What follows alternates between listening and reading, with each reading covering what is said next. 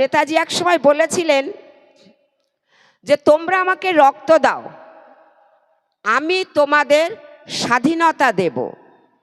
তখন ছিল যুদ্ধ, ইংরেজদের বিরুদ্ধে যুদ্ধ, কিন্তু এখনো সেই যুদ্ধের থেকে কিন্তু কোনো কিছু কম নয়। এখন শাসক শ্রেণীর উপরে যুদ্ধ করে মানুষকে বাঁচতে হচ্ছে। মানুষ তার গণতান্ত্রিক অধিকার সব হারিয়ে ফেলেছে।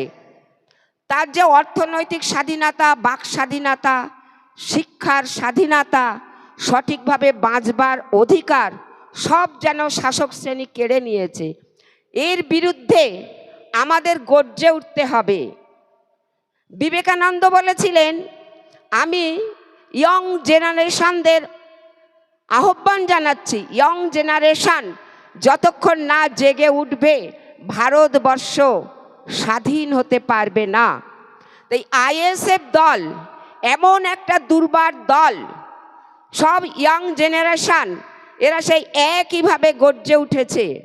এদের রোখা যাবে না, এদের রোখা যাবে না। এরা যেভাবে নিজেদেরকে তৈরি করেছে, এদের রুখতে গেলে শাসক শ্রেণীর অনেক পরিশ্রম করতে হবে।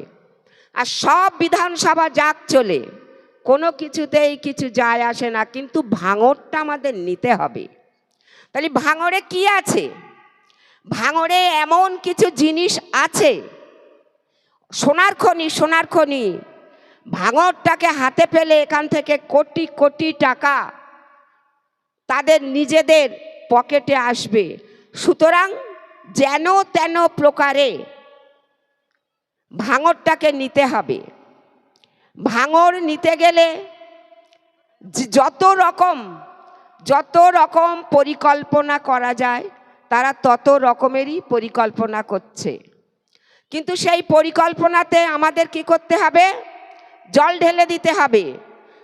তাদের সেই পরিকল্পনাতে আমাদের জল ঢেলে দিতে হবে। আমরা সবাই যদি হাতে হাত মিলিয়ে চলতে পারি, কাঁধে কাঁধ রেখে চলতে পারি, জাতি ধর্ম নির্বিশেষে আমরা যদি এক হতে পারি, তাহলে আমাদের এই দুর্বার গতিকে কেউ থামাতে পারে না। একটা নৌকাকে যদি নদীর বুকে একটা নৌকা যায়, সেই নৌকার যে কান্ডারি অর্থাৎ মাঝি যদি শক্ত হাতে বৈঠা টানে, তাহলে সেই নৌকা কোনোদিনই ডুবে যেতে পারে না। তা আমাদের পথ দেখানোর কান্ডারি হলেন আমাদের ভাই সাহেব। তাহলে ভাই সাহেবের নির্দেশ মতো যদি আমরা এগিয়ে যেতে পারি, তাহলে আমাদের এই নৌকা কেউ ডুবিয়ে দিতে পারবে না। আমরা সবাই কাঁধে কাঁধ মিলিয়ে ভাই সাহেবের মুখের দিকে তাকিয়ে এবং নিজেদের সুন্দরভাবে বাঁচতে এবং বাঁচাতে আমরা যেন এগিয়ে আসি। আমরা যদি আজ সালে রঙ্গনাথ মিশ্র কমিশন এই পিছিয়ে বর্গের মানুষদের জন্য একটা কমিশন তৈরি হয়েছিল, যেখানে সরাসরি মুসলমান, সংখ্যালঘু মুসলমানরা ধর্মীয়ভাবে, সামাজিকভাবে, অর্থনীতিভাবে পিছিয়ে আছে, এর উপরে সমীক্ষা চালানো।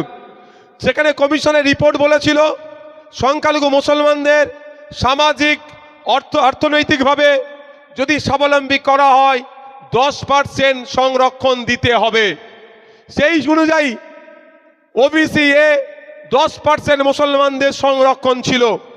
মমতা ব্যানার্জি ক্ষমতায় এসে এর মধ্যে এটাকে খারাপ করার জন্য, এটাকে ঘেঁটে দেওয়ার জন্য, এটাকে ক্ষতি করার জন্য আস্তে আস্তে পয়জন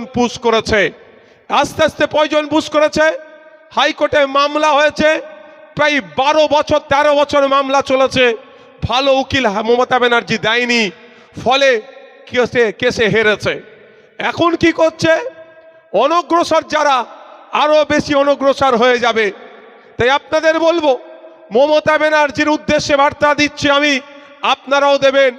প্রকৃত অর্থে যদি ওবিসি থেকে সংখ্যালঘু মুসলমানদের বেনিফিট দিতে চান, সংখ্যালঘু মুসলমানরা যদি বেনিফিটেড হতে চান, তাহলে আমি আপনাদের বলবো মমতা ব্যানার্জির কাছে আওয়াজ তুলুন। রঙ্গনাথ মিশ্র কমিশনের সুপারিশ অনুযায়ী 10% যে মুসলমানদেরকে ওবিসির জন্য রিজার্ভেশনের কথা বলেছে সেটা করা হোক সায়েন্টিফিক ওয়েতে। আমি বলছি না যাকে তাকে মুসলমানকে ধরে আপনি ওবিসির এর মধ্যে ঢুকিয়ে দেন, এর আমি পক্ষপাতী নয়, এর আমি বিরুদ্ধে। কিন্তু আমি চাই যে কমিশনের অ্যাক্ট অনুযায়ী সার্ভে হোক, সায়েন্টিফিক ওয়েতে সার্ভে হোক, প্রকৃত অর্থে যারা মুসলিম সম্প্রদায়ের মধ্যে অনগ্রসর তাদেরকে অগ্রসর করার জন্য ওবিসি এতে 10% সংরক্ষণ দিয়ে তাদেরকে ইনক্লুড করা হোক। দেখবেন মমতা ব্যানার্জির দলের লোকেরা অনেক গল্প বলবে, এ কথা বলবে না। আর সামনে ভোট আসছে, মুসলমান মধ্যবিত্ত সমাজের মানুষরা যারা ওবিসি নিয়ে এটাকে একটু বিষয়বস্তুটা জানে, তারা মমতা ব্যানার্জির কাছ থেকে মুখ ফিরিয়ে নিচ্ছে। তড়িঘড়ি করে মমতা ব্যানার্জি পশ্চিমবাংলার মুসলমানদেরকে আবার বোকা বানানোর জন্য তিনি নির্দেশ দিয়েছেন নতুন করে নাকি সার্ভে হবে। নতুন করে তো সার্ভে হবে, করতেই হবে, কিন্তু একবারের জন্য তিনি বলছেন না রঙ্গনাথ মিশ্র কমিশনের সুপারিশ অনুযায়ী 10% মুসলমান ওবিসি সংরক্ষণ দেব, এ কথা কিন্তু বলছে না। সার্ভে হবে, আবার সেই মেসিকে দেখানোর মতো টিকিট কাটা হবে, 2026-এর ভোটটা পার করে দেবে। তাই আপনাদের বলবো এই জবাব যদি আপনি আমাকে দিতে হয়, তাহলে এই মমতা ব্যানার্জির এই ভুল সিস্টেমকেই আমাদেরকে দায়িত্ব নিয়ে পরিবর্তন করতে হবে।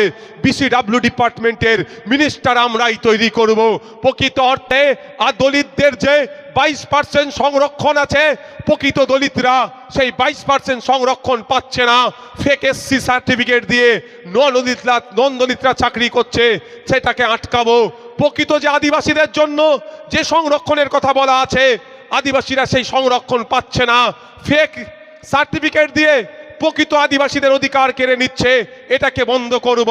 আর রঙ্গনাথ মিশ্র কমিশনের সুপারিশ অনুযায়ী 10% সংখ্যালঘু মুসলমানদের জন্য আর 5% অন্যান্য সংখ্যালঘুদের জন্য যে সংরক্ষণের কথা বলা আছে সেটাকে আমরা মান্যতা দিয়ে বিসিডাব্লিউ ডিপার্টমেন্টের মাধ্যমে আলোচনা করে সেটাকে ক্যাবিনেটে পাস করিয়ে বিধানসভায় পাস করিয়ে পশ্চিমবাংলার দলিত, আদিবাসী, পিছড়ে বর্গের হিন্দু, মুসলমান যারা আছেন পিছড়ে বর্গের অনগ্রসর, তাদেরকে অগ্রসর শ্রেণীতে নিয়ে আসার ব্যবস্থা আমরা করব।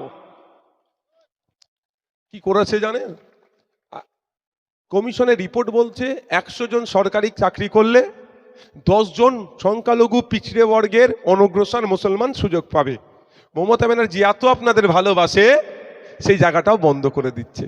এখন সরকারি কর্মচারী 100 জন থাকলে 1.87 মানে 2%, বিলো 2%।